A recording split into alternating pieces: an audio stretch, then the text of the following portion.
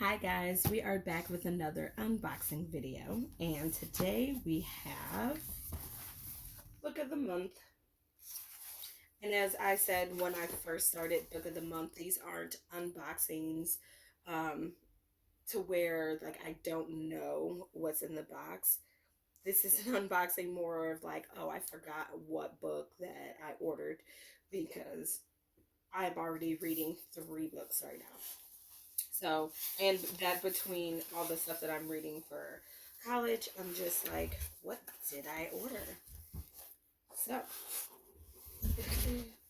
we have the box, nothing, grand on the inside, just a regular adult book of the month. I believe the YA box is pink, I think. All right, and then we have a very hard wrap to get off. Everything is just so hard for me to open today. I don't understand. Alright, so first off, we have a Book of the Month card that says Book of the Month, the perfect gift for everyone on your list. And it has a code to get a free add on for myself with a 6 or 12-month gift card to someone else.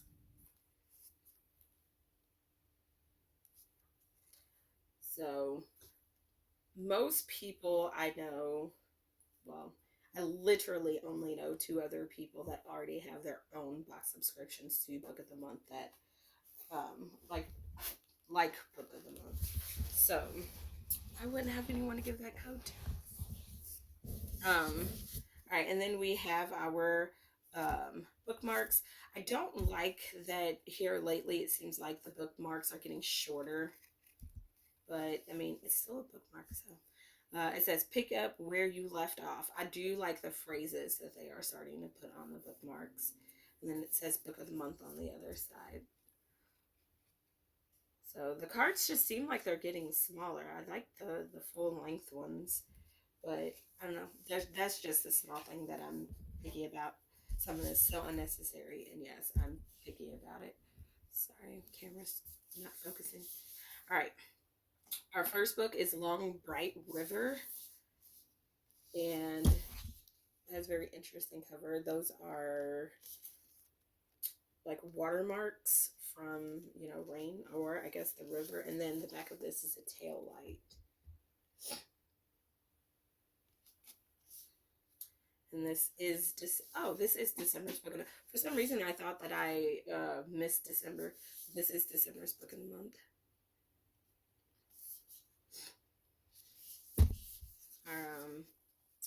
Seems like it won't be as short of a read. Let's see.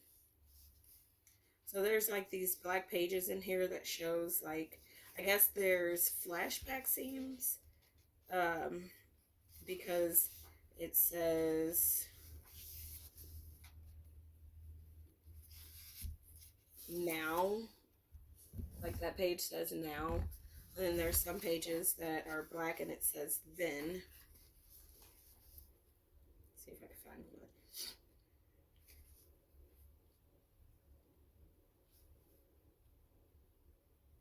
one. Unless it's like now different state, like parts of now. I don't know. What was the one that I saw that said then? Or maybe I just was thinking that, but all those black pages say now. Now that I'm looking at it again. So I don't know. Maybe this is a flashback book.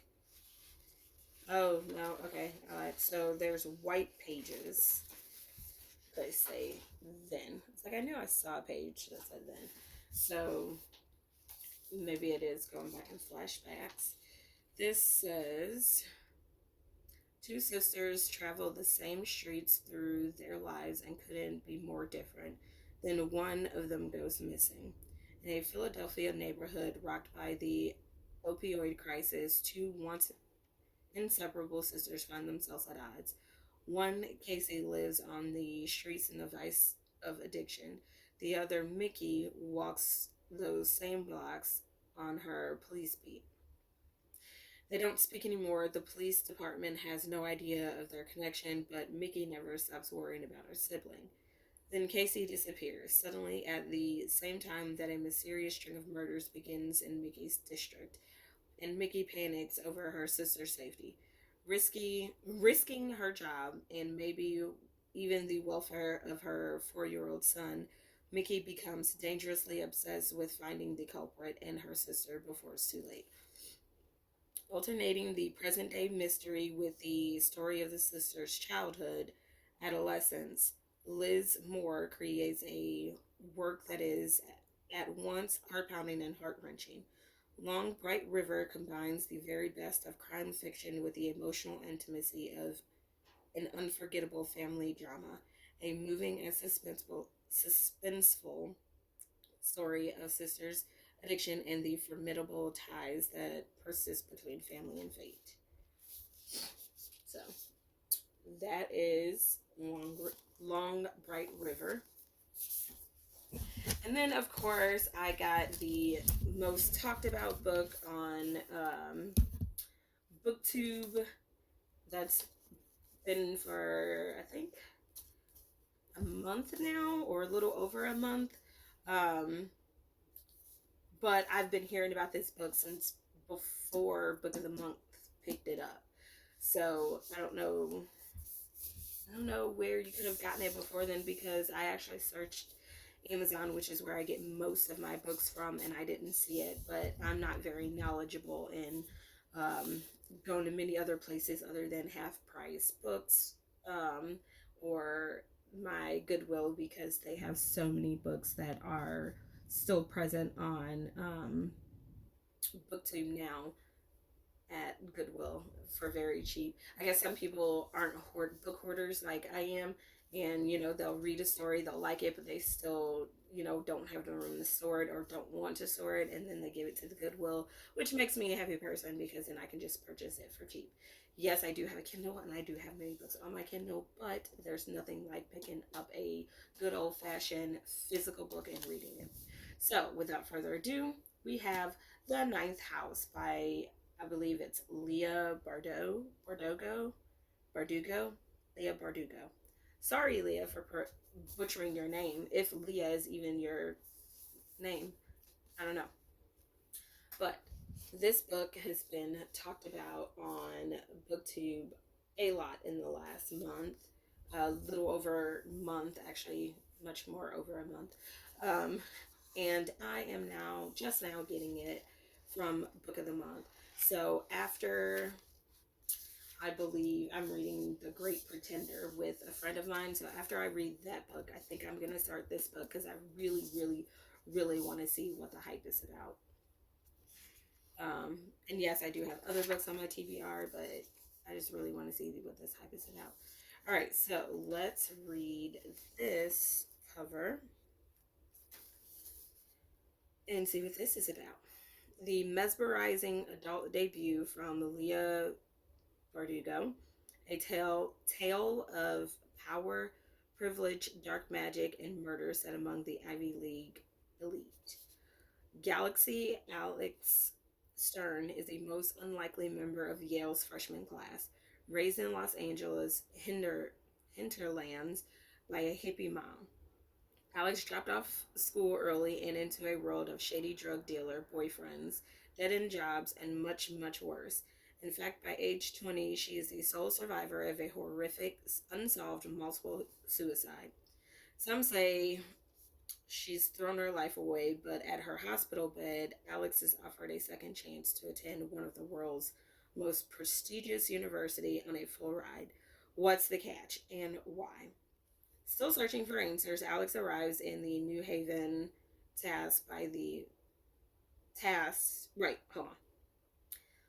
Alex arrives in New Haven, tasked by her mysterious beneficiaries with monitoring the activities of Yale's secret societies. Their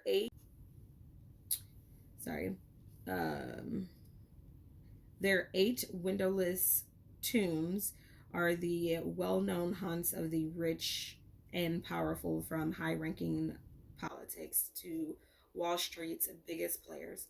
But their occult activities are more sinister and more extraordinary than any paranoid imagination might conceive.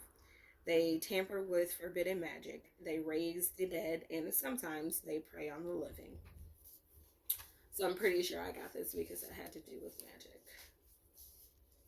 That and secret societies, because one of my favorite movies, which is probably the cheesiest movie out there, and I don't think many people have seen it, is a movie called The Covenant, or is it just Covenant by itself? It could be either The Covenant or Covenant. I can't even remember, but I have it and I watch it all the time, so I probably should know the name of it. But it's like a magical secret society at an elite university, but it's all boys. So, yeah. And when they turn 18, their powers descend from their father to them to make, well, they already have powers, but then their father's power, I think either when they die or when they turn 18, something like that. Something happens when they turn 18, and then something happens when their father dies and the power descends to them. So, you know. But anywho, those are my two books. This is the back cover, just nothing. And that is all I have for you. Bye until next time.